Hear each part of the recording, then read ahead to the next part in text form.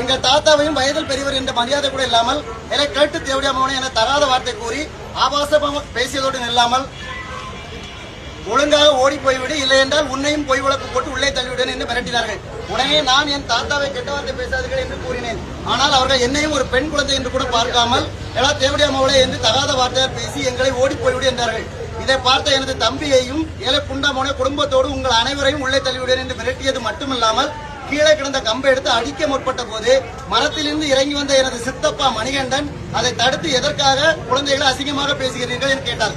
உடனே அவர்கள் கையில் இருந்த கம்பை எடுத்து எனது சித்தப்பாவும் எங்களை அடிக்க முற்பட்ட போது எனது சித்தப்பாவும் அவர்களும் உருண்டு வரப்பிலிருந்து கீழே விழுந்த போது அவர்கள் வைத்திருந்த கம்பே அவரது தலையில் காயத்தை ஏற்படுத்தியது. இந்த சந்தர்ப்பத்தை பயன்படுத்திய அந்த நபர்கள் தேவடியா மக்களா உங்களை கொல்லாம விடமாட்டேன் என்று கூறிக்கொண்டு கீழே விழுந்த துப்பாக்கியை எடுத்து முதல் முறை எனது சித்தப்பாவை சுட்டார். இரண்டாவது முறை சுடும்போது அந்த